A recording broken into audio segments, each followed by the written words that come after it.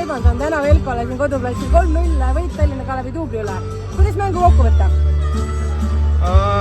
Ma ütlen, et pidasime plaanis kinni terve mäng ja suutsime üldse hästi mängu kontrolli all hoida.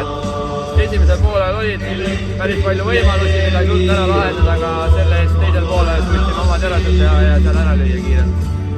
Ma ütleks ka, et tegelikult päris veenev esitus meie poolt esimesel poolel ka.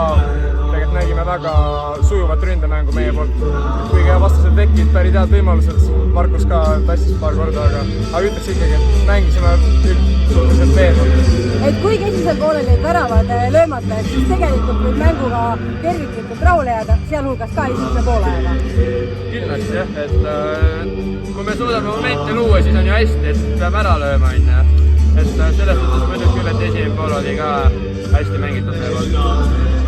Täna kõik 3 väravat erineva väravalööja poolt ja me oleme arutanud siin ka klubis, et meil ei ole sel aastal sellist ühte kindlat skoorerit, kelle otsa kogu aeg vaadata.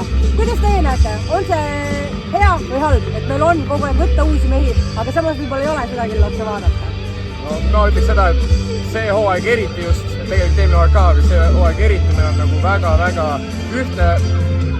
ühtse tasemega võistkond. Et nagu näha ka meie koosseisus väga paljud erinevad nagu kaitseliinid, kõik positsioonid on kogu aeg nagu erinevad tegelikult, erinevate mängijate poolt mehitatud, aga see nagu näha ei ole meie jaoks probleem, meil on väga võrdne tase võistkonnas, et see on nagu hea. No eks vastasel on ka raskem, kui on mitu väravalööjat, võib igast kohast tulla see värav. Kui eelmine aasta oli Martin, et võib-olla panid rohkem seda kinni, siis see aasta on igalt mängijalt võisid värav tulla, et õnneks see on positiivne isegi tegema.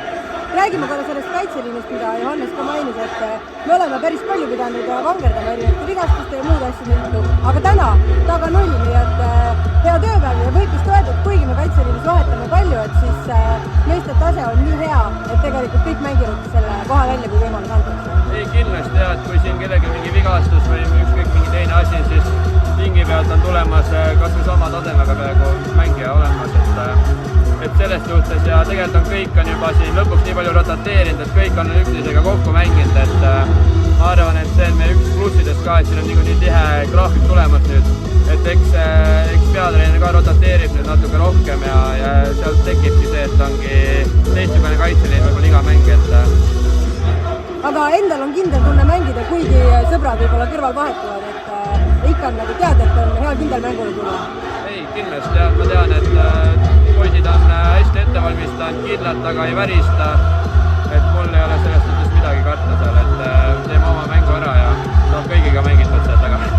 Aga jah, küsiks nüüd seda, et meie asume tabeli eesotsas, Tallinna Kalev, ma eksi, oli 8. Järgmine vastane, kes meil siia külla tuleb Paide linnameeskonna duubel, samuti seal tabeli lõpus, et tegelikult sellised natuke kohustuslikud võidud just endast nõrgemate vastu. Mis on see, mida täna siit mängult kaasa võtta, kui järgmisel pühapäeval tuleb taas selline eeldatavalt nõrgem vastane külla?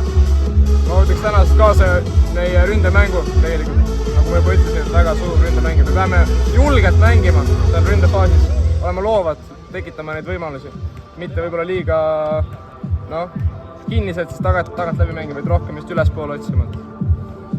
Ma arvan, et niisugune rahu säilitamine ja olema rahulik, et kui midagi ei tule, siis mitte pead kaotama, minna vastase mängu kaasa, ehk siis jookse viska mänguks, et enda plaani ja enda mängu peale suruma ja jääma rahulikult, kui mingid asjad ei tule kas või esimene poolega välja.